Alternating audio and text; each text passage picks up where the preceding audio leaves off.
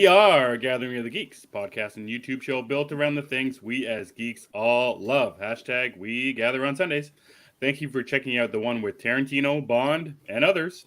I'm one of your hosts, Emmet, and I'm joined by the Ted Lasso and my coach Beard, Chris Evans. Chris, how you doing, man? What's been going on? It's been 2, 3, 4, 6 weeks. What's been going on, man?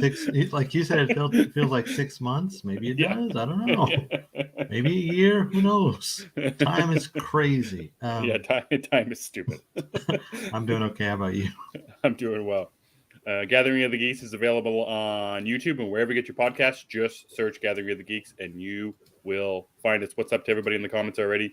DC Patrol, Eric, Cookie Grabs. How's it going on this fine Sunday evening? It is a fine Sunday evening. It's a fine Sunday evening. So Chris, we haven't done a show. This is on the third week. We haven't done a show in 2 weeks, I think, or we missed 2 episodes. Something like that.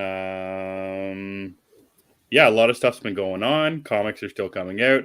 Movies are still coming out. TV shows, all the things. Life has not stopped. So, what's been going on? What's been going on with you the last couple of weeks? Well, that first weekend we were gone is because I went to Wakanda. That's right. I was touring there. It was cool. Yeah, just a quick little stop. Just a quick stop. I wanted to see what everybody was up to. Mm-hmm. So I saw that. That was fun. That was I guess 2 weeks ago now. Mm-hmm. I enjoyed that. It was a little bit long. I've been watching a lot of stuff, and I've been reading a lot of stuff. Oh, good. I finally caught up on some books, which is abnormal. That's so unlike you.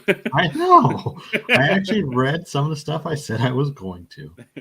I even read some X-Men again. So I think the phrase is "I'm back on my bullshit." I think that's the phrase. That's right. Back on your bullshit. I'm back on that. Yeah, I read some X-Men. Nice. I missed those mutants. That'll make Lauren happy, anyways. Oh, we already talked about it. Yeah. Oh, that's good. That's good. How was Wakanda and Top Gun School? Well, for me, Wakanda was okay but long. I don't know how Top Gun School was. I was kicked out for lack of knowing how to fly a plane, so it didn't last very long for me. I was hoping for more Canadian geese flying rather than actual planes. So just all around wasn't a good experience. That means you have time to join my Duran Duran tribute band. It's actually me, Phil, and now you have joined. That's good. Yeah, you and your Dan Duran. You are the third Duran. Duran. That's the new name. The third Duran. That's the new name we got going on. That's good. I like that. So what you been watching? What you been reading? What do you want to focus on? Let's start with the comics because that's fun. Mm-hmm. I read I Hate Fairyland number 1. Good. Yeah. So I didn't realize I'd heard it, but I didn't really think it would be a direct sequel to the first story. It is. Mm-hmm. So that was cool. I had to catch up on it, but they do it in a way where it's not overbearing, so you can really just pick up and go. Mm-hmm. So I like that. I don't really like the art, surprisingly, though. Oh, really? Yeah, the art is kind of like, it reminds me of Ren and Stimpy. That's right. And not in a way I like. But the story itself is cool. I like the story so far. I'm going to stick with that. And it's Scotty Young, so. It's been a while since the previous one ended, so you would think that the newer one, the sequel, would be able to be for new readers. It is. You. Yeah. Yeah, they do a pretty quick catch up, and it really tells you all you need to know. The big thing though is Gertie, I believe that's her name, the main character. Mm-hmm. She's no longer in Fairyland, so of course you dropped into seeing her where she is now, which is fine. I thought it was fine. It worked out. But I'm going to keep reading it. I like Scotty Young stuff. It just kind of happened that way. So, that's right. I also read. This was a book I was interested. I didn't know it existed until actually Frank is here. Frank posted Blade. There was a new Blade book coming. So I was like, oh, I didn't know that. I'm going to check that out. So I did. I thought it was okay. But I was like, okay, this is a series that'll be defined by the next books. Right. So because some books are like that. You read the first issue, it's like, all right, this is fine, but where are we going? Yeah, this one is a one-shot. Oh. So, not cool, Marvel. That's the end of that. Yeah, that's the end of that talk. I read Immortal X-Men, which was superb, or sinister, some may say. It's focused on Mr. Sinister. I caught up with Detective Comics, which, have you been reading that? Like, have you read the newest one? I don't think I read the newest one. I can't remember the last one. The last one that I read was the action heavy one, which I think was 2 issues ago, if I remember correctly. That's the one I think most people liked. Mm-hmm. Because it kind of took a break from Rom V's, I don't want to say, I'm going to have to say, his gratuitous word bubbles. That's right. There's a lot of dialogue in this book. And it's Yes. very operatic, which I believe is what he wanted, and that's great. But could we just break it down a little bit for I just want to see Batman do some stuff. Yep, and so after the 2 issues ago, I think that are more action heavy, it goes back into the dialogue heavy aspect of it. Back to the dialogue heavy. Dialogue heavy, and it's just very dark, which is fine with me. Also, they're using Two-Face a lot, so a lot of points for that. Yes. All the brownie points for that. I'm good with that. Nice. But then, so in this particular issue, the reason I wanted to mention it was the back. What do you call those? Backup issue. The backup story. I can't talk. The backup stories. That's okay. I'm hopped up on iced tea. So the backup story is really interesting because it's like a psychological look at Harvey Dent, and it really dives into his psyche in a way we haven't seen before. But it gets muddled because there's so much dialogue. So that's that. I still recommend Detective Comics, though, especially if you're not a Batman fan, just because it's different. Yep. I read some other stuff. I read Moon Knight, which is just always class act. Class act. It's a class act. I read some other stuff I can't remember. Oh, I got really into the Vampire Slayer, which is the Buffy the Vampire Slayer alternate universe story. That's pretty cool. Right. How many issues is that now? The 8th one just came out. Okay. People had been recommending it to me, and I just didn't get around to it. It was one of those I will get to it when I get to it kind of things. I finally got to it. I like it. One Bad Day continues to be awesome. I've been hearing that, and I will get to it. Did you read the Penguin one? Did you get to that one? I will get to it. Okay, you haven't.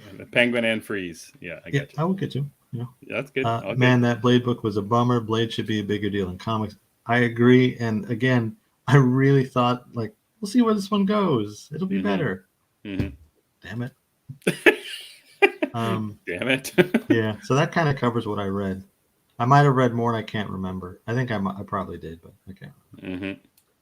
Yeah, that's fair. There is a lot, and but you listed off some ones that you've been not reading as often, especially Immortal X-Men. It feels like you put that one off for 3 months, 4 months, and then you finally got around to it. Longer than that, because this was the 8th issue, and the last one I read was 2. Wow. Okay. So it's been a while. I mean, the books I read consistently are Moon Knight, Detective, and usually Batman, and then it's kind of whatever indie comic catches my eye at the time. Yeah, that's kind of my thinking too over the last little while too. I'm reading the main stuff, but I haven't picked up anything new. Nothing new has grabbed me and got me excited. Not that I can think of.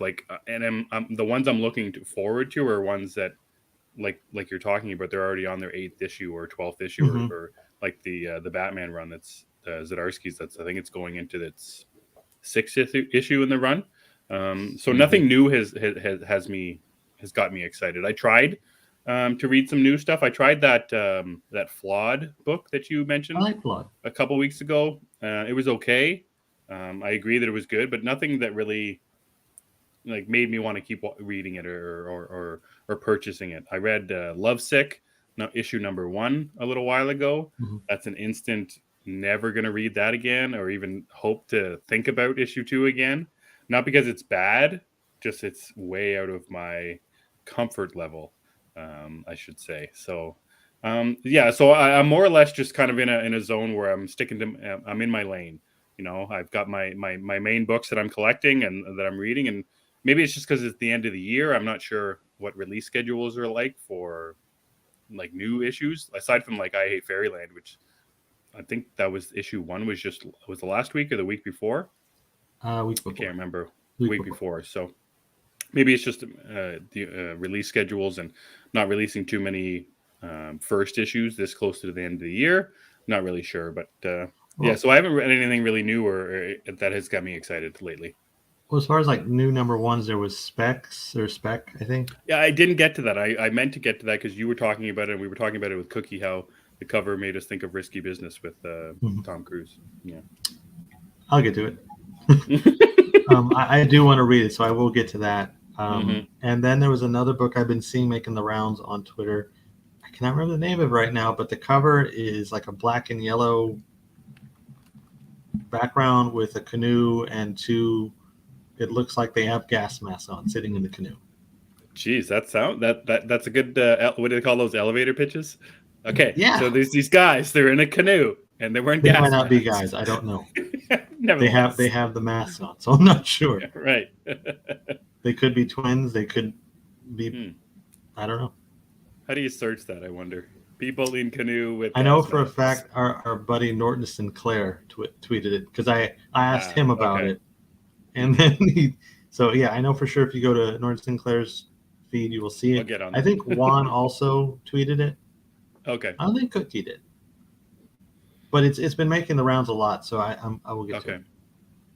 And when I remember the name or something, I will show it to you. Yeah, let me know about that the canoe gas mask. I guess I'll talk out the other side of my mouth and say that Behold Behemoth that came out a couple weeks ago from Boom Studios. I think the second issue comes out in 2 weeks. Very much like that first issue. Frank is Once Upon a Time at the End of the World. Does that make sense? All right, I'll check that out. That's they're in a canoe. Title. They got gas masks. It's yellow and black. It's cool. I'm in for it. Yeah. He also mentioned the Dawn of the DC, which is going to be pretty cool. Yeah, small tease of that. I guess they have planned up until the spring or early summer that they release the kind of a snapshot of what they have. Big plans for DC. That's for sure. Oh, surprisingly cute. Okay, see, I didn't know it was a cute story. I was expecting apocalyptic. I was going to say, we're in this canoe because we're getting away. Were you thinking of Deliverance in some way? Like, what was happening here? Deliverance. Yeah. Radioactive Deliverance. Yeah. Yeah. Nuclear Deliverance. You got to get away before. No, that's a pitch right there. Nuclear apocalyptic Deliverance. And that's why you should not judge the book by their covers. Because you will be disappointed. Yeah. It's definitely going to end up badly for sure. Which Lemire cover? The one for Behold Behemoth. Oh, right. Yeah, he did a cover for that one. I've been trying to help Grabs out. Every once in a while, I'll find a Lemire cover and be like, "Hey, you got this cover?" He says, "Nope, adding it to my list." So I like, it's funny that he once started a YouTube channel that's saving money, and now I'm just trying to make him spend more money. It's kind of fun. You're kind of like the devil on his shoulder. That's right, Lemire devil. I like that. You're the third Duran. All right, so that's it for comics. Chris, what have you been reading? What's caught your eye? I know it feels like we were just doing a Halloween show, and then all of a sudden November is basically come and gone, and now we're coming into Christmas season. Actually, that's true. So it was Halloween yesterday, and I missed it. Yeah, exactly. So the big thing for me this weekend, I just cut through Wednesday.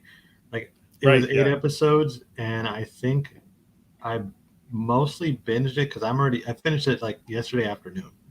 Mm-hmm. I just didn't stop. I really liked it, though. I think Jenna Ortega is just fantastic as Wednesday. Mm-hmm. She, and especially because she's like an older version of her. She's 16 in the show, in the series. So it's a version we really haven't seen before. I think the Christina Ricci version was maybe like 12, if I'm not mistaken. That's my guess too. Yes.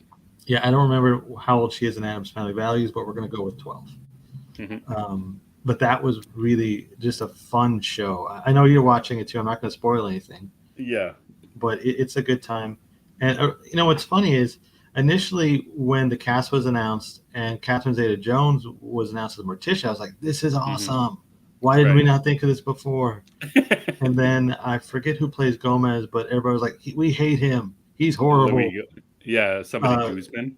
Yeah, Luis Guzman, yeah. I actually found the reverse while watching the show.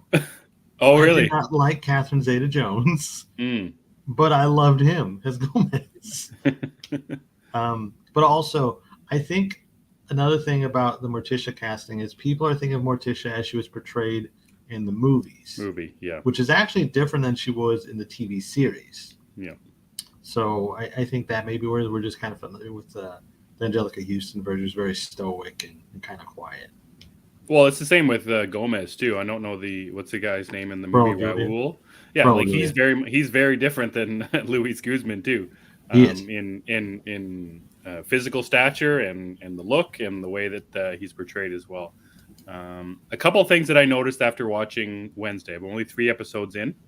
I thought it was Jenny Ortega. Apparently, it's Jenna. Is it Ortega? Yeah, it's Jenna. I thought it was Jenna. It is. Oh, okay. I thought it was Jenny, but apparently it's Jenna. Okay. So that was kind of a cool thing. The other thing is I'm only 3 episodes in, but this does not feel like a Tim Burton directed TV show. You'll get there. Okay, so like the art style is very much there, but like the camera movements aren't there. The music is there with Danny Elfman, of course, but there's just something about it. It doesn't feel like Tim Burton, and that's not a bad thing either in this sense, I think. Well, Tim Burton, he goes back and forth from my favorite director. Yeah, I love Tim Burton, love him to death. I think that there just became a point in his career where he was just doing the same thing over and over, and people were tired of it. I agree. And I think Wednesday is a great stepping out of the box kind of situation for him because it is familiar, but it's still different enough. And now that I think about it, I think the episodes that feel like him are not actually directed by him. Really? Yeah, now that I'm thinking about it. But you can see some of his influences, but it's not as, I agree, it's not as strong as you would think. It's like Tim Burton light. Yeah, that's right. So I think that's actually quite refreshing because newer Tim Burton stuff isn't my favorite. Anything he's done maybe in the last 10 years, I would say. So I actually like this. Feels a little bit refreshing. I like the way it's shot. I like the way it looks. I love the way it's acted. And I like how you were saying, it's a fun show, and it's a fun show that my whole family can watch it. My son is watching it. My daughter's watching it. And when she looks up from her cell phone every once in a while, my wife is watching it. So I really am enjoying the show. I wonder about the release date though. It's in November. Do you think it should have been released a month ago? I do. Cause I was watching, I was thinking, man, I would have loved this last month. Like I love it now, of course, but last month, this would have fit right in, and it would have kind of maybe cleansed the palate for the Munsters. Not to bring up that, but I'm just saying, it would have been fun to have this instead. Right. But I guess it was also a very packed month last October. Well, there was that Flanagan TV show that came out. Yeah. I can't remember what it's called now. Something Club, Midnight Club. The Midnight Club. That's right. So that came out in October. So that was the kind of their lead into Halloween. But yeah, it's just an interesting thing. It's after Thanksgiving now in the States, and that's pretty much the real big, Christmas season is starting. And again, that's not drawing away from how good the show is. The show is very good. Excellent. It's just an interesting time of year to be watching a horror-based show with monsters and all that kind of jazz. Halloween is year-round now. That's right. I really hope this show gets a second season because I'm already all in. I would agree. Also, Ed Wood is my favorite Tim Burton movie, I think. I go back, for me, it's usually Ed Wood and Sweeney Todd. But I adore Ed Wood. Favorite Tim Burton movie? Actually, probably Edward Scissorhands and then Big Fish, I think. Big Fish is good. Yeah.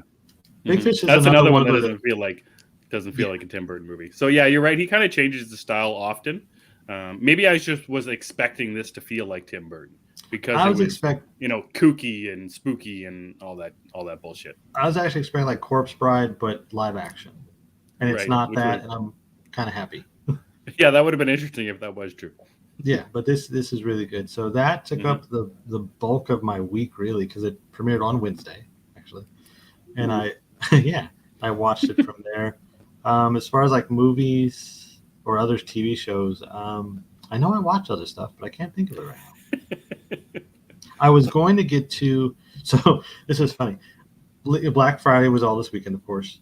Yes. And I've been waiting for Everything All at Once or whatever it's called to be streaming. Right. Then I saw it was at Best Buy for $8 on Blu-ray. I was like, oh, I'll just go get that. $8 already? Well, it's Black Friday.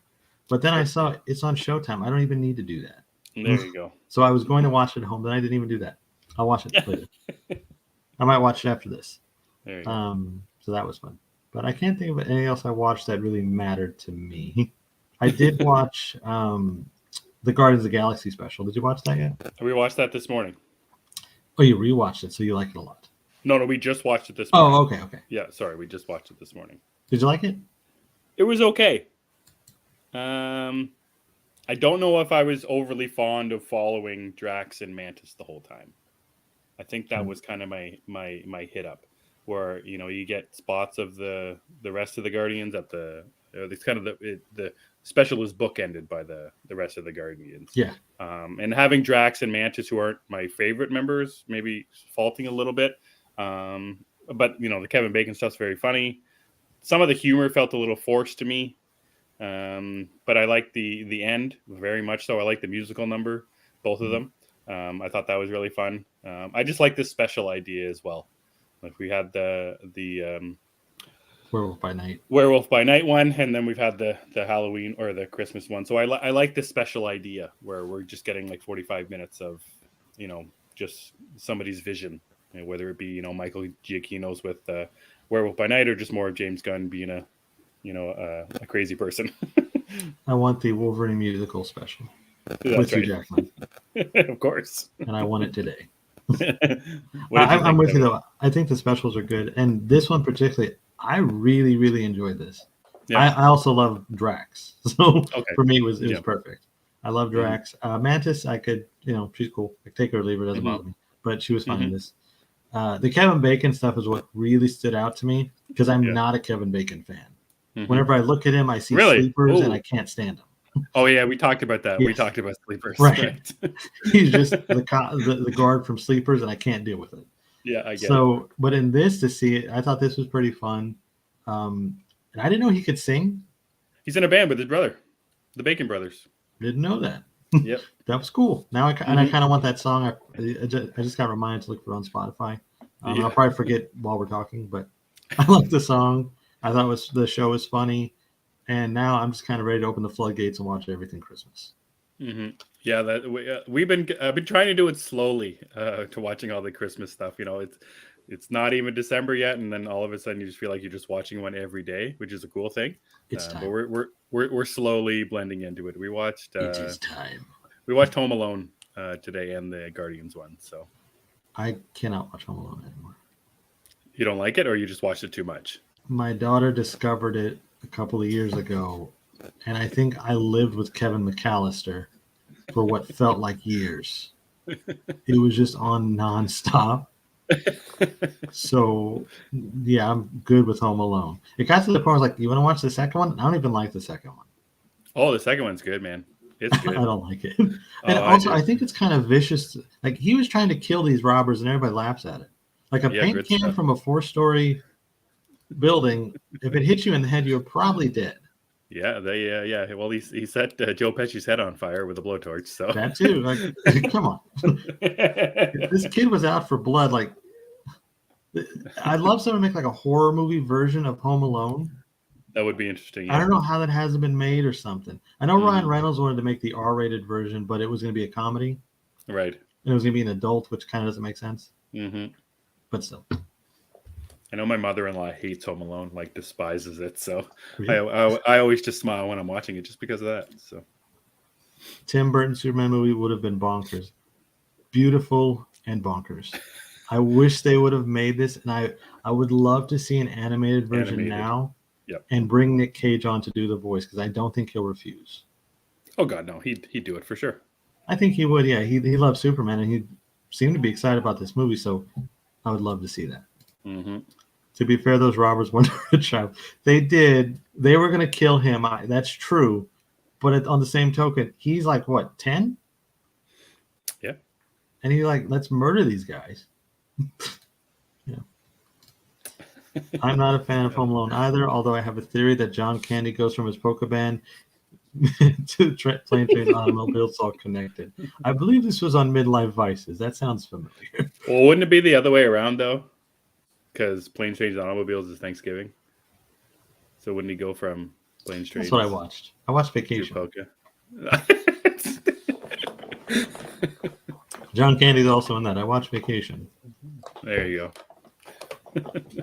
It all adds up. There you go. It's all connected. There we go. Yeah, I can't remember anything else I watched. So I'm gonna start. Did you only watch those two? That's all we watched today. Maybe it was last weekend. We watched The Grinch, the newer one that was voiced by Benedict Cumberbatch. Oh, I think I've seen that. It's like the Minions version of the Grinch. We like that one. It's quite good. My wife doesn't like the Jim Carrey one, so we don't watch that one.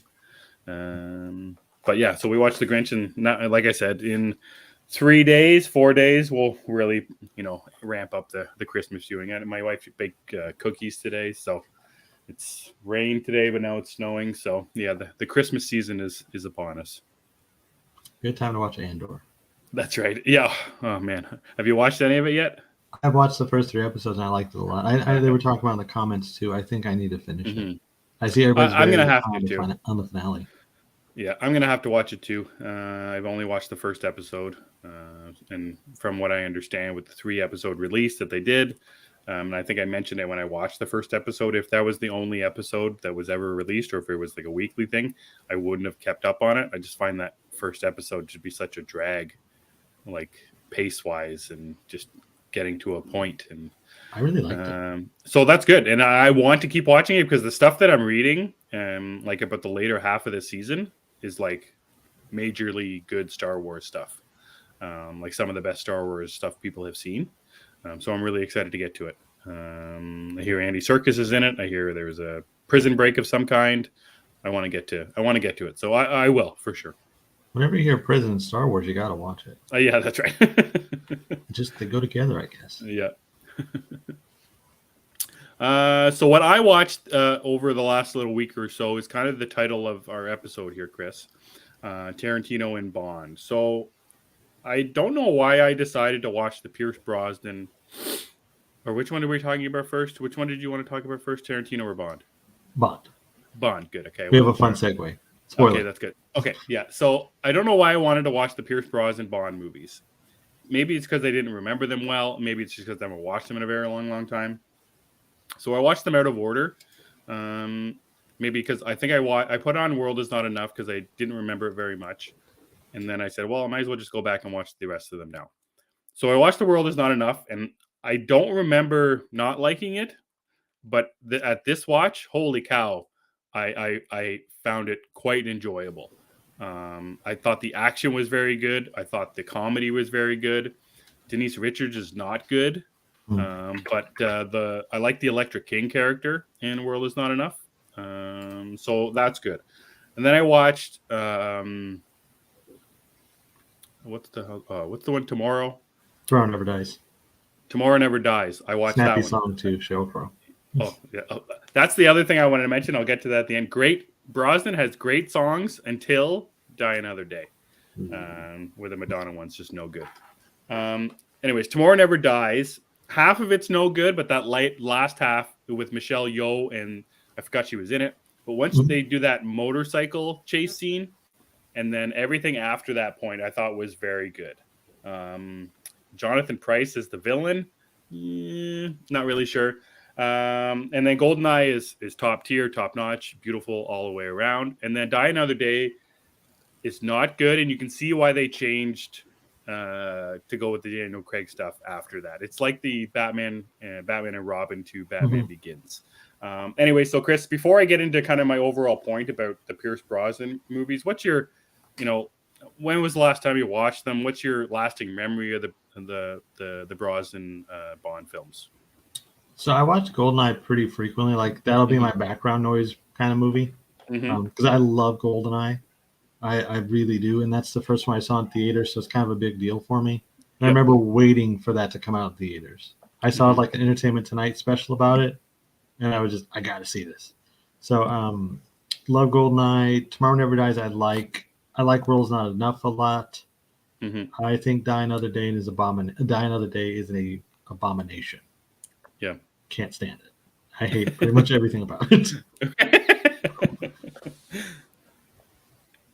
So that's kind of the thing with it. So what do you think the lasting legacy of the Brosnan movies are? Like I said, his franchise of films stopped what they were doing to create a newer franchise, a darker, grittier, more realistic, blah blah blah. Daniel Craig ones.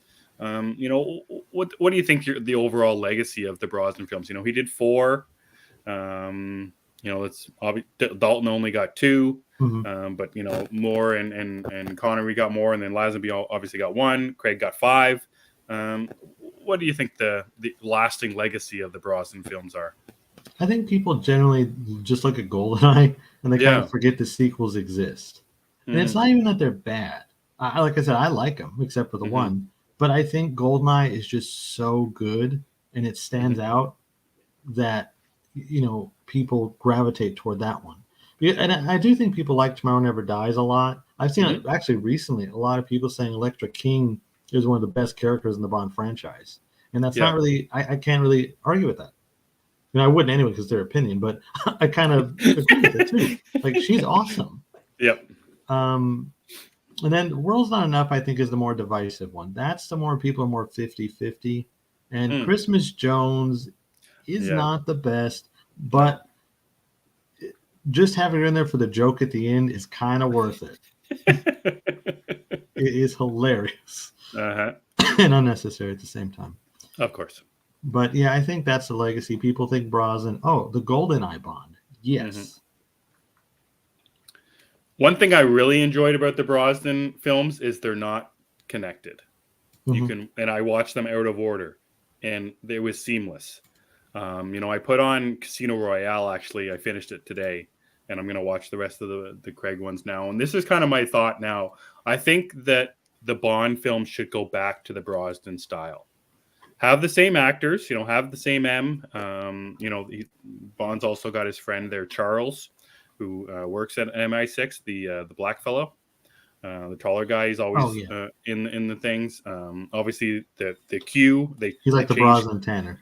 Exactly. So they've got the Q. Obviously, it changes, and they get John Cleese towards the end of Brosnan's run. But every story isn't connected, and I'm getting into the Craig ones now, and I'm almost dreading this whole Spectre thing and the convoluted and confusing storyline. And I think they should go back. And I'm the other thing, getting into the Craig ones, like, oh man, people are gonna die. Daniel Craig's just gonna be sullen the whole time and grumpy and it's Mr. Serious. But is the Brosnan ones, he's got the action, he's got this the sexual nature to him, but he's got the fun and the quips and the bad jokes that may seem unnecessary. But and I don't know, I didn't think this after No Time to Die, but I think this now after watching the Brosnan ones. I think they should go back to that style, back to the Brosnan style, back to the comedy, back to the not interconnected story, and just tell a singular story in every single movie.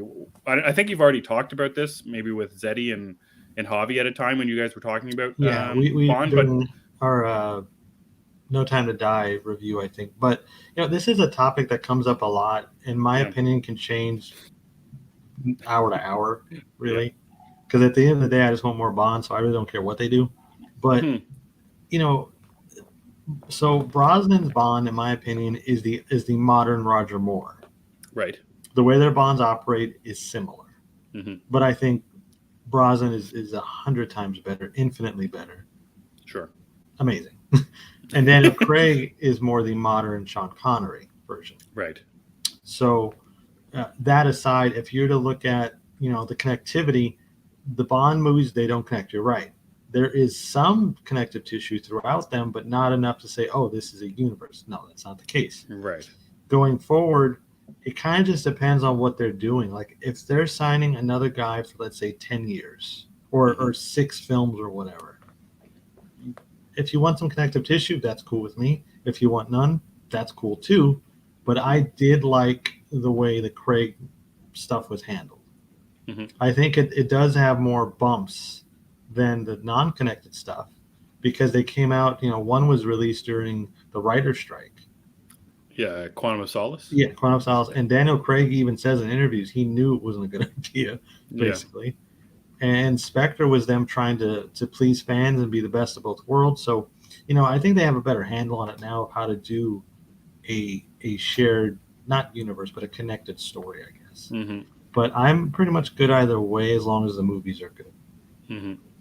The other thing really like about the Brosnan ones, and something they should carry on as well, the gadgets. Yeah. Craig has the gadgets, but they're not as out there. Mm-hmm. Invisible car, obviously, in Die Another Day is a little bit of a stretch. But the watches with the lasers and grappling hooks on them, that kind of stuff. And in I think it's in World Is Not Enough with the coat, where it's got it's like a inflatable suit that falls all around him. Cleese is the one trying it out at the time. I think that's in World Is Not Enough. Anyways, just more of the gadgets. I want more fun in Bond. I guess is just the overall thought here. After so long of Craig, which was good movies, I think I'm ready for okay movies with a lot more fun. Okay movies, that works. Yeah, Well, yeah. Bond seems to have that pattern because that's why I brought up Connery and Morley. You had Connery, which was more serious stuff, with Lazenby just kind of thrown there for no reason. Then we have the one Connery back, and then we go to Moore, who is the fun guy. Yeah. After Moore, we immediately go into Dalton, who is not fun. No, he's very dark, very serious. He's going to shoot you. Yeah, Benicio del Toro cutting you with a knife, which is License to Kill. Yeah, and Dalton would have had more if it wasn't for the rights issues. Right. And then we went to Brosnan, who was more the mix, and here we are. So. Do you think they'll actually do that? Do you think they'll actually go back to fun? Or do you think it's more or less making good, like, dramatic movies? No, I think we're going to get more of a blend, because that's where they were headed with the Craig movies. Like, you watch Spectre, and that's what Spectre is. And No Time to Die is very much, I think, a fun Bond movie. Like, there's the scene in Cuba when they, the full action scene's going on, and then they stop to have drinks. Right. Which is with Paloma or whatever? Yes, which is a wonderful scene. Of course it is. So I think they're going to go back to something like that, where it's a mix of the two. And anthology style would be cool, I agree. I'm up for anything, though. As long as it's not crap. Just more Bond. Yeah, as long as it's not crap, I'm good. No crap. All right, so I'm going to keep watching. I don't even know if I finished Quantum of Solace. I'm not sure if all I remember is the opening. And the other thing about the Casino Royale that I really didn't like is the opening James Bond scene. It's the black and white. He's just you can play the thing if you want, but I'm thinking again about the Brosnan ones. They're big and they're bombastic, and the opening of Die Another Day is stupid, but they're surfing. In Casino Royale, he's sitting in a chair in black and white talking to a guy that intercuts back to a quick little bathroom fight scene.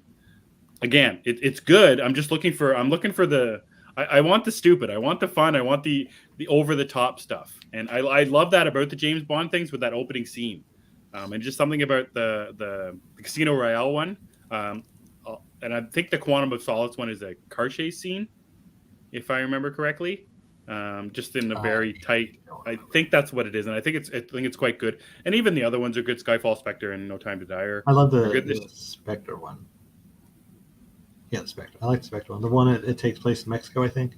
Yeah, so there's something about the Casino Royale one where there's like, oh, we're going to be something totally different from what you're used to, obviously. So it's just going to be interesting. And I think from Die Another Day to Casino Royale, it was like 6 years. Something like that. So it's interesting watching them right back to back, and seeing the styles change and finding out what your preference is. So it'll be interesting when I keep watching. Hey, man, I love Moonraker's good stuff. you like the swashbuckling kind of Bond? Yeah. See, I love the Roger Moore ones. I really do. Okay. I think they're a lot of fun, and they're goofy and they're stupid. I forget which one it is. He's got the mustache, and there's the one with the golden gun where the guy's got 3 nipples. Like, just give me the weird. Yeah. So see, just give me. But on the other hand, like the first Bond movie that I ever watched was License to Kill. The only one my dad had, and I always tell the story about Return of the Jedi. I thought Return of the Jedi was the only Star Wars movie ever made when I was a kid. License to Kill, I thought that was the only James Bond movie ever made. And I didn't know how dark it was until you see the other ones. Yeah. Like License to Kill is rough, man. Like Felix getting eaten by a shark, a guy's head getting exploded in one of those pressure chambers, Benicio del Toro cutting guys up with a switchblade, like dark stuff is License to Kill. The Living Daylights isn't dark because it was meant for Roger Moore. Oh yeah, that's interesting. Yeah, so it's fun to see that, like, this is Timothy Dalton before we could really do what we wanted. Here he is full on, and everybody's like, "What is this?" It's about drugs and things. What is this? Yeah, weird. Yeah, When does cocaine. Bond care about cocaine? Yeah. Unless he's doing it, I guess. I don't know. Unless he's doing it. Yeah, him and Felix are having a good time. But I love Felix. yeah. So, fun fact and a great segue, I think. Mm-hmm. Quentin Tarantino was trying to do Casino Royale after Die Another Day kind of killed the franchise. Right. And him and Brosnan kept coming together on it, like, hey, we want to do this together. Mm. And the studio was like, no, absolutely not. Oh, wow. And that's how we got Daniel Craig's Casino Royale. How do you think that would have went down? That's a tough one because I also love Quentin Tarantino. He is one of my. If Burton's number one, he's number two. Right. So that would have been something. I don't think it would have been any good though, to be honest. I don't really have a lot of faith in Tarantino as a Bond director. Right. Oh, that's interesting. Well, yeah, like the big conversation online lately is Quentin Tarantino's best movie. Yeah. He's been doing the rounds. I think he was on Howard Stern, and people were asking him, and other people were giving their rankings. His favorite movie, he said it on Howard Stern, is Once Upon a Time in Hollywood. I believe I'm going to speak for you, Chris. That's also your favorite Tarantino. You've seen all of them, obviously. In Quentin Tarantino, you said is your favorite if it's not Tim Burton. So, what do you like so much about Quentin Tarantino? What's he do for you? I just love his style of films. They're just fun, I guess. And they're always something different. They're always interesting. He's got 2 Westerns. I also love Westerns. Right. And he brings these spectacular casts together to do these movies. They're not even actors you would pick for these roles, like if you were casting the movie. Like Django Unchained, for example. Who would have put Leonardo DiCaprio as a raging racist? Raging. I love it. He is a raging racist in that movie.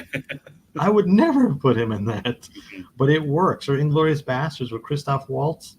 That opening scene is phenomenal. That is cinema, I guess, like the kids say. As the kids say. Yeah, we're back on that bullshit too. And even like his earlier stuff. Like I love Reservoir Dogs. Reservoir Dogs is one of my favorite films ever.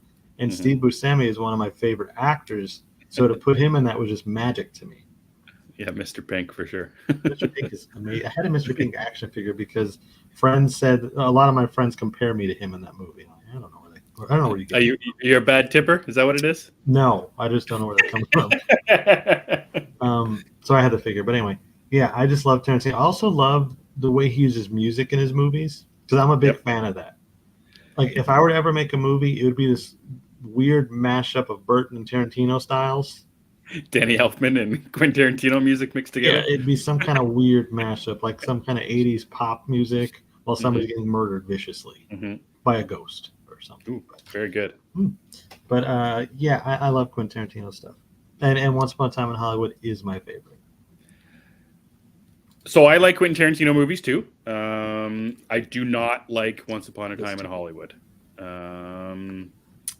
I think it's actually my least favorite of his movies, aside from maybe The Hateful Eight, which I think is just okay. My favorite is the Kill Bill movies, 1 and 2, specifically Kill Bill 2. I just finished them just the other night. Speaking of, Cookie Monster's just line here with the dialogue. The dialogue in Kill Bill, like specifically that final scene or the final scene between Bill and Beatrix where they're just talking.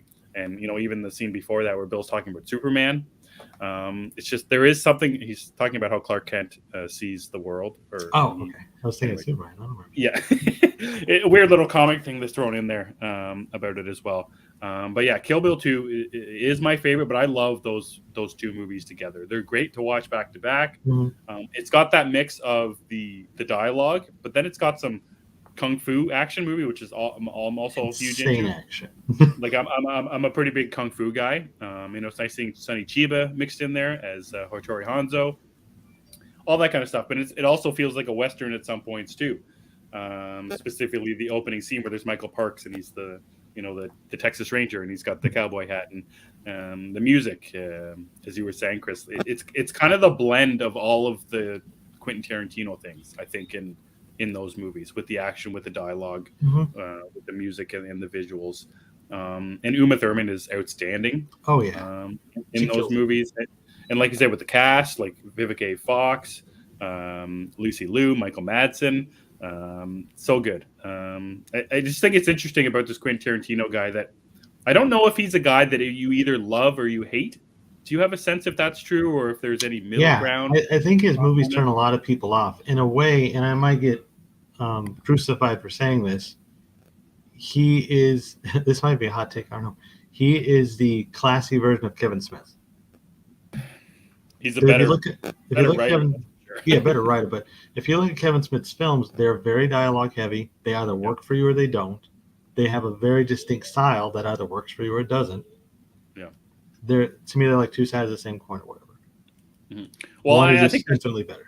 Yeah, I think there's I like to put three writer to directors into that kind of dialogue heavy category. Wes Anderson being one, Yes, Quentin Tarantino, and then Kevin Smith being one. All very different directors, all very different writers, but one that use language, conversation as a plot tool, as a something that moves the story along, not just to give us information, but to tell a story through the dialogue. I appreciate it because I don't know how it's done. I can barely talk. I can barely read things read words out loud. But for people to, it's like an art or something, the way people talk. And I also like movies, TV shows where it sounds like they're actual real people talking. Yeah, that's what I was going to say. So so I appreciate that. I may not like all of his choices that he makes in all of his movies because I clearly don't. I don't like all of his movies, but I appreciate the ones that are really, really good. Are very, very good. His highs are incredibly high, I think. I would agree with that because I don't love every film he's made, and I Mm-hmm. have not seen Death Proof. I probably won't. Oh, really? I think you'd like it. Really? I don't know. It doesn't look like my kind of thing because I watched the other one. I forgot what it's called. Planet Terror. Yeah, that was not for me. That's Robert Rodriguez did that one, yeah. And I love Robert Rodriguez, and I could take some camp, but that was another level. Yeah. I mean, Rose McGowan with the gun leg. No. Yeah. Or, Maybe yeah, I was watching like Alita Battle Angel 2 or something. Awesome. Yeah, well, what about the testicle in that too? Isn't Bruce Willis like his testicles or something? They shoot him. Something about he's starting to turn into the zombie or something, and if something happens to his testicles. Somebody help me out in the chats on that one. I don't know. Maybe I need to rewatch that one. Yeah. Martin Scorsese does use voiceover a lot too. I like that about Martin Scorsese. Mm-hmm. Mm-hmm. Mm-hmm. But yeah, I'm a big fan of Tarantino stuff. I think, Once Upon a Time really is firmly in first place for me, but second is definitely Django. I love Django. And That's I'm my really second sour favorite. that we didn't get Django and Zorro together. Yeah, what was that going to be? That made no sense to me. But I want it. Yeah. Gets the people going. Gets people going. Yeah. I don't know what it was going to be, but I think because he didn't want to direct it, that's why it fell apart. I think if he wanted to direct it, it would have worked out. That would have been so strange. I always think about Django, if what it would have been like if Will Smith was Django instead of Jamie Foxx, like it was supposed to be. Oh, I didn't know that. Yeah, Will Smith wanted to make it a big romance, like love story. Nah. And like he was hired, and then Quentin's like, "No, thanks, see ya, bye." Yeah, Jamie Foxx is incredible in it. Yeah, so good. And you were mentioning like Christoph Waltz. I think I like his what is it, Professor or Dr. King in Django better than the Nazi soldier in. Well, I mean, he is a Nazi in the other one, so sure. Not like, but I like the. I know what you mean. Django, so I don't know if I have a preference. I like both of them. I think I like that he's in Django more. Yeah. So yeah, I guess I would lean toward that too, just because we see more of my Christoph Waltz. I think is one of the best actors working today. Mm-hmm. Yeah, and you mentioned it too. Leo is just so good in that role too. Like as being somebody you hate. Yeah. Like yeah. I hate to say it, but I think that might be my favorite Leo role. Right. You can't even quote him because you just can't. But I love him as that character. Yeah, yeah. You can't say a single line from him in public space. But he's such a great villain, though. He's a really great villain, and it's not something you'd expect from Leonardo DiCaprio. That's an interesting thought too. Him as a villain. Is that the only one he's ever played? I haven't seen all of Shutter Island, but I isn't he not like a villain? Okay. Well, then yeah, that'd be the only one for now. Yeah, very interesting. A real true villain. Yeah. Maybe he's the real villain of Titanic and nobody knew it. Yeah, that makes sense. Yeah, Billy Zane was actually the hero. Yeah, that's right. Yeah, Kate Winslet was meant for Billy Zane instead of Yeah. some. Well, no, I didn't say that. Yeah. No, that shouldn't have happened anyway. But I'm just saying, maybe Billy Zane's like the anti-hero. The hero nobody saw coming. I get it. Huh? All right, so that's some thoughts on James Bond and Quentin Tarantino. Quentin Tarantino's got a list of movies that he could have directed that never got made.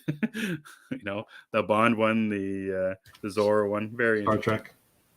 Yeah, Star Trek one, that would have been weird. Again, that wouldn't have worked. You're telling me that the James Bond one wouldn't have worked. I'll take your word for it. Take my word for it that the Star Trek one would not have worked at all. But in turn, I would have wanted to see that one. Oh, of course. It just to see it happen, right? I mean, I would have saw the Bond one too, but I wouldn't have had high hopes, despite how much I like his stuff. The song would have been amazing, though. Oh, yeah, that was the other thing I wanted to mention about the Bond ones. Madonna, I tell you, that song, ooh, bad stuff. But Sheryl Crow, who else were there? Garbage, and then what was the other one?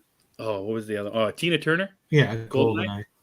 Yeah, and then I watched Casino Royale with Chris Cornell. That's a good one. That's a song, great song. Whew, good songs. Yeah. I think there's more good Bond songs than bad songs, but it really depends how you look at it. Mm-hmm. Like I really love Thunderball. Yeah, I'm just excited to get to No Time to Die so I can hear the Billie Eilish one because I really like that one. I do too. Everybody told me you're not going to like this song. I'm like, why not? I guess nobody knows I'm a gigantic Billie Eilish fan. So that's right. Even my kid knows that. All right, so that's some Bond and Tarantino talk. Chris, we got some polls from a couple weeks ago that I dug up. You want to have a quick chat about those? Sure. Also, right. Oh, yeah, I need to fix that one. The poll about the fruitcake, I know we got replies. I will get to them, but I was engrossed in Wednesday and other stuff yesterday. Did you see who the winner was? No, I didn't even see the winner. Oh, it's a good one. Let's reveal that one live then. I think it was the Batman is on HBO Max. Batman is on HBO Max. That's right. Our first ever winner for Batman is on HBO Max. Yes. So. I think Eric made the comment. I did see the comment that it'd be funny if this is the one time it won. That's right. It's the one I would have picked.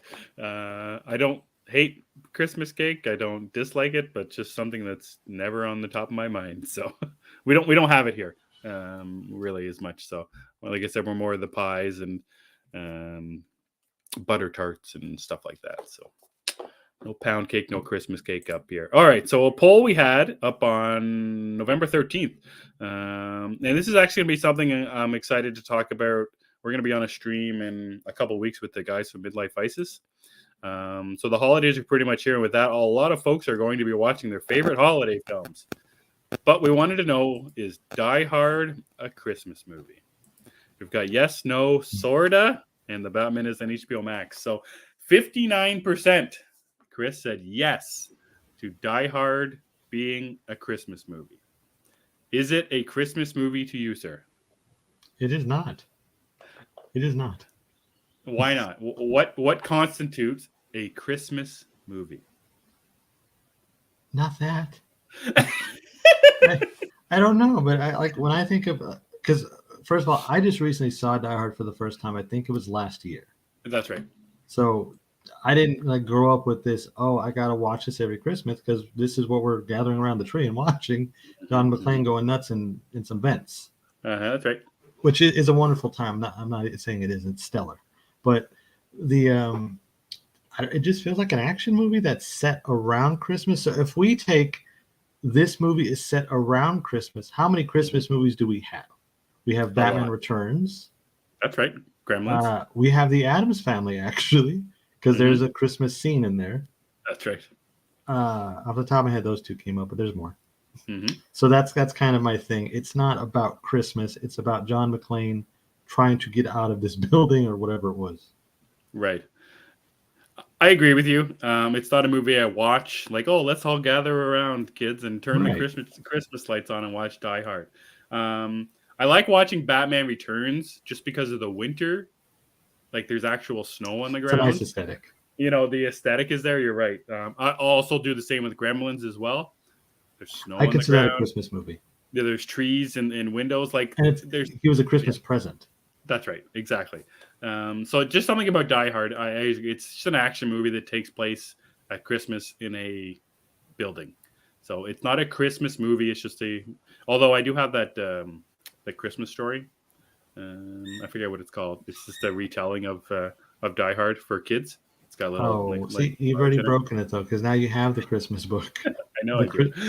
It's Come just on fun. now. My wife got it for me, I think, last Christmas or the Christmas before. I remember that. I think you showed it before. Yeah. It's a hot topic though, and I'm expecting we're on this Midlife Vices show. We're doing our top 10 Christmas things.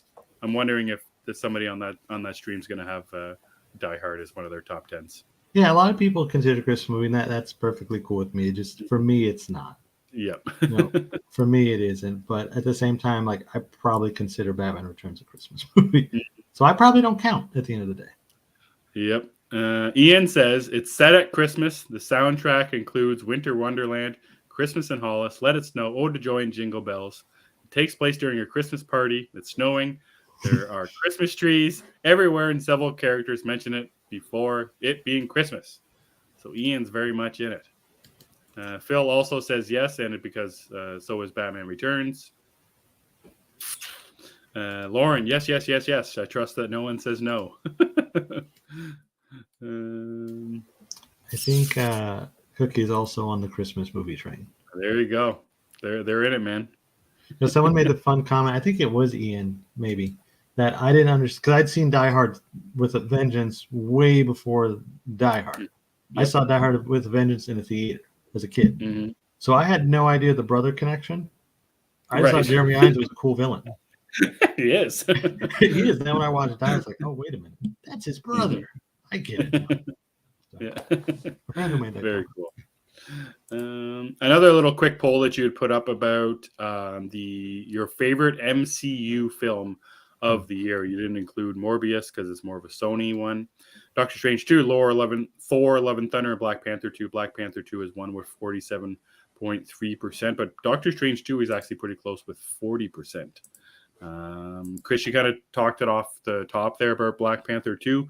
You haven't given your full thoughts on it. Maybe just a quick little thought about Black Panther 2 here.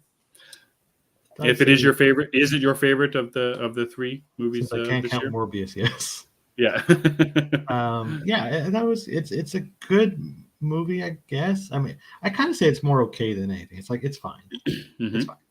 There's good stuff in it. I think it's just too long, and I really don't like that it feels like a 2.5 hour funeral. Because it really does. And I don't want to spoil it, but there's certain aspects of it that just didn't work for me. I thought that it was a little too on the nose. And then there's a point in the movie where it gets kind of more interesting to me, and it wraps up very quickly. But I did like Shuri. I cannot pronounce her name, so I'm not going to try. The actress's name. Oh yeah, somebody right. Letitia Wright, I think. Letitia Wright, I think it is. I think she was phenomenal. She did a great job in it. I really liked the guy playing Namor. He was awesome. Angela Bassett absolutely killed it. That's movie. All I'm reading. Holy cow! So much love for Angela Bassett. Yeah. So amazing in this movie. Like great stuff. But overall, I'd say the movie itself is fine. It's too long. It's like a funeral, and that's kind of where I'm at with it. Good performances though. Well, I haven't seen it. I won't see it until it's on Disney Plus. But your thoughts about it being a over 2 hour funeral for Chadwick Boseman is something that I got from the trailers. Yeah. We talked about this in the trailers. Like, I didn't like that Marvel was selling us Chadwick Boseman's death to make this movie. Like, oh, we're making this movie, and the guy died, and we're all sad about it, and come watch our movie because this guy died, and let's see why and what we're doing now that he's gone. How are we going to move Black Panther forward because of Chadwick Boseman's death? I didn't like that at all. And what you were talking about, and I don't know if I've seen this anywhere else, so I actually appreciate your thoughts on it. I don't want to see a 2.5 hour funeral of Chadwick Boseman. I want to see Black Panther story move forward. We've talked about recasting for sure, or whatever, and we obviously from the trailers we get a new Black Panther in some way or another. I don't know if we needed the referendum, the funeral of Chadwick Boseman on screen for people to see. I don't know if we needed that. It's kind of a weird thing because you could argue that it undercuts the new Black Panther in a way, Right. but at the same time, it adds something to it. Mm-hmm. So it's kind of hard to judge it. I guess it's going to be very much a you have to see it to see what you feel about it. Yeah, I am excited to watch it just because that. And the action looks incredible. I'm a big fan of Ryan Coogler as a director. But I don't know if I want to just be hit over the head with it over and over again. And like all the scenes that I've seen, I think I saw the one mid-credit scene. There's just again, it's a weird thing to say, but just people are upset and they're crying and they're still mourning him. It's like, Mm-hmm. I don't know if I want that. Again, I'm gonna have to watch it and just judge for myself. But Doctor Strange 2 was the only MCU movie I've seen this year. I didn't see Thor: Love and Thunder. I don't anticipate seeing it. Yeah. You should watch Morbius. I should watch Morbius. I think It's it's on Morbin somewhere time. up here. It's It's on Morbin time. Netflix, Just I believe. yeah. See, I talked about how much I like the ridiculous Roger Moore stuff. So let's just watch I think you've ridiculous. kind of made your bed. That's right. You I have have made to your do bed. Now it is Morbin time for you. Yeah, I want to see Matt Smith just be ridiculous, and He's actually pretty fun in it. I wish there was more Yes. of him. Yeah, I thought it was okay. It wasn't that bad. I also like the Venom movies though. I like the first one a lot. Carnage one, not so much, but that's okay. It worked. All right, that's all I have on my little rundown sheet here, Chris. Is there You anything got a else rundown wanna... sheet? No, I just made that up. Oh, Sounded okay. good. I was gonna say we don't. I didn't know you do that. Yeah, no run. Yeah, I just made that up. It sounded really good. It was clever. I like it. Yeah, thanks. What else do you want to talk about before we head on out of here? Anything you're excited about this week? More James Bond stuff. I don't know if there's any comics that I wanted to read this week. I think next week is the final issue of Do a Powerbomb number 7, which is cool. I want to watch more of Yellowstone season 5 and also Tulsa King with Sylvester Stallone, which is very good. Is it? Yes, it's Tulsa King. He's an old mobster who gets out of jail after 25 years and he gets sent to Tulsa, Oklahoma, to kind of create a business there and be put in a corner. But it's nice to see Sylvester Stallone acting in a weird way, as a normal person. He's not Rocky Balboa. He's not Rambo. He's just a guy. I haven't seen Oscar. Anyway, so I love Sylvester Stallone as an actor. I really like his movies. It's just nice hearing him talk as a normal person and be a normal guy. Like he plays an Italian character in the show. He's obviously Italian, so it's kind of nice to see. It's got a very much Soprano vibes to it as well. So if you're into that kind of thing, I would check that out. Glass Onion, yes, gonna get to that as well. Knives Out sequel. I'm very excited for that. Mm-hmm. What about you? Anything got your eye this week? No, I think it's just kind of going to take whatever comes at me, I believe. Right. I don't know if any comics coming out this week I'm interested in, so it'll probably just go down the list. Oh, that's a cool cover. And that's how it goes. Or right. Like Cookie will post something. Hey, that's a cool cover. That's right. And more people in canoes with gas masks. That's what we're looking for, people. Yeah, I already forgot the name of it. Yeah, we're going to have something about the end of the world. Okay, yeah, I'll find it. Once Upon a Time at the End of the World. I'm going to read that tonight, probably. Yeah, there we go. Hey, Zeddy. Thanks for coming, pal. I'm going to get to that Everything Everywhere All at Once movie too. I really want to see it in theaters. I didn't get a chance to, and I was waiting all this time for it to be on a streaming service. I never checked Showtime. I was getting ready to go buy the Blu-ray, and I was like, wait a minute, let's just one last time before I go buy this. Do the free. Yeah, it's there anyway. I pay for it, so why not? Oh, that sounds fun. All right, so let's head on out of here, Chris. Hit us up with some plugs. Where can people find you? Yeah, you guys can find me on Twitter at thatchris70. You can also find the show on Twitter at G of the Geeks. I think that's your part. But no, you do the Twitter part. Okay. You always pass it off to me at the end. It's all good. I will pass it off to you. You can finish that. You can follow me on Twitter at EmmettDavis7. Gathering of the Geeks is available on YouTube and wherever you get your podcasts. Just search Gathering of the Geeks and you will find us. Thanks to Eric, Zeddy, Cookie, Frank, Grabs, DC Patrol, I think that's it. Thanks so much for joining us on this fine Sunday. We've only got 4 shows left until the end of the year. Phil Walsh as well. Thanks so much for joining us. So we're putting together our best of lists. We're going to have that for you in the new year. We're going to have some other kind of fun announcements coming up as well. We will have that also, but maybe you guys can also make top or best of lists, and we could, share and compare. Yeah. So we're probably doing that our first show in January, which would be December the 8th, or January the 8th. January the 8th, sorry, we're going to be doing our best of 2022. We haven't really nailed down the categories yet, but I assume TVs, movies, comics, and anything else. The whole thing. The whole thing. So yeah, guys, start putting together your lists, thinking about everything that you've consumed this year. Going back to talk about comics, it's going to be difficult. I'm going to have to go back on leagueofcomics.com and just go back and click. Oh, let's start at the start of the year and see what I read. It's just Twig. For me, it's 1 through 5. It's Twig. Best of. Hashtag Twigvolution. I got it somewhere still. There we go. I'm sure it's there somewhere. Oh yeah, the Cookie wants us to name the categories, so let's start putting that together over the next couple of weeks too. Maybe we'll put it on our tweet, and we'll talk about it on the. Maybe we'll make like a fancy graphic too. Oh boy, slow down, Chris. Eric, already talking about 1 year anniversary special. Oh god, that's coming up too. Yep. I think that would be the 8th. That would be the 8th. Yep. That'll be 2 days after our 1 year. So there you go.